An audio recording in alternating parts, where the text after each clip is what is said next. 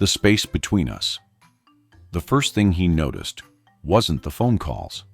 It was the silence. Emily still sat across from him at the dinner table, still asked how his day was, still reminded the kids to finish their homework. But something in her had stepped back, like a person standing in a doorway, half inside, half already gone. At first, Mark told himself he was imagining it. They were a middle-class family in a quiet suburb of Columbus, Ohio. 2 kids, a mortgage, a routine built over 12 years of marriage. Life was busy. People drift sometimes. That was normal. Except the drift didn't feel neutral. It felt intentional. She started missing calls, not every time, just enough to feel off. When he asked, she'd say her phone was on silent, or she was driving, or in the shower. The explanations were reasonable. That's what made them dangerous. Her routines shifted. Gym days moved around. Errands took longer. She began grocery shopping alone, something she used to hate doing. She said she needed space. He nodded, told himself space was healthy. At night, she lay beside him, her body warm, her presence distant. When he reached for her hand, she let him, but didn't squeeze back. Mark tried to be better. He packed the kids' lunches more carefully, showed up earlier from work, planned a weekend trip she'd once mentioned in passing. When she smiled politely instead of brightly, he blamed himself. Maybe he'd gotten lazy. Maybe love faded when you stopped tending it. He didn't want to be suspicious. Suspicion felt like betrayal in itself. But intuition has a way of knocking, even when you refuse to answer. One evening, his son asked, "Why doesn't Mom laugh anymore?" That question stayed with him longer than it should have. He noticed she guarded her phone now, not dramatically, just a subtle turn of the screen. He noticed her eyes soften when she read certain messages. Not joy, something quieter, something private. Denial whispered, "You're tired. You're paranoid. Don't ruin your family over shadows." Intuition answered, "Something is already broken." Still, he waited. He waited because his parents' marriage had ended in shouting, slammed doors, and wounds that never healed.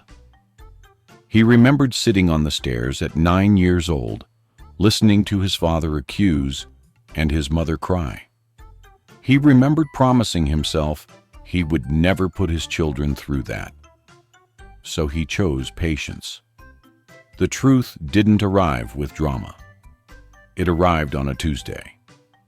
Emily had left her laptop open on the kitchen counter while helping their daughter with a school project. Mark wasn't looking for anything.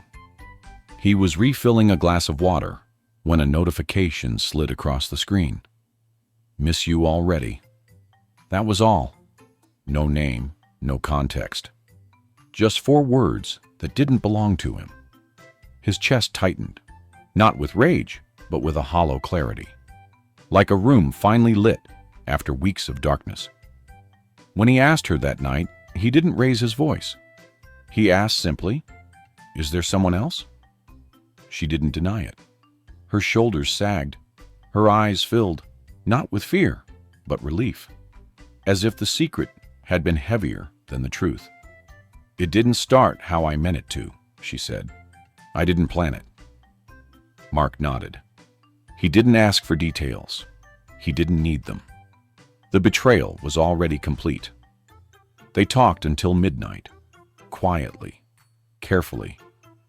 The kids slept upstairs, unaware that their parents' marriage had ended in the living room below, not with shouting, but with grief. The weeks after were worse than the discovery. Therapy sessions where words felt too small. Conversations about custody that made his stomach ache. Signing papers he never imagined signing. Packing boxes in silence. There were moments he wanted to hate her. Moments he imagined confrontation. exposure, punishment. But every time, he saw his children's faces and chose restraint. They agreed on co-parenting before lawyers finalized anything.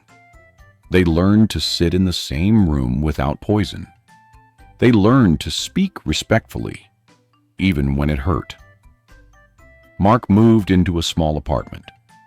The first night alone, the quiet pressed in on him like weight. No bedtime footsteps, no shared laughter, just the sound of his own breathing. Rebuilding himself took time. He returned to things he'd forgotten: early morning runs, old friends, therapy sessions where he learned that dignity wasn't weakness, that choosing peace didn't mean losing. Months passed, then years. Their children adjusted, slowly, healthily. They learned that families could change without falling apart. That love didn't have to be loud to be real. One afternoon, at a school event, Mark and Emily stood side by side, watching their son receive an award.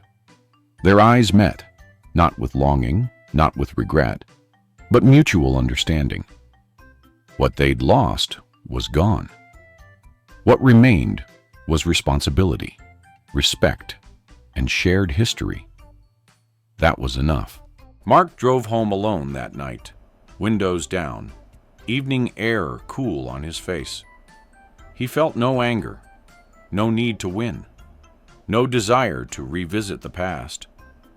Some endings don't come with justice or triumph. Some come with acceptance, and sometimes that's the bravest ending of all.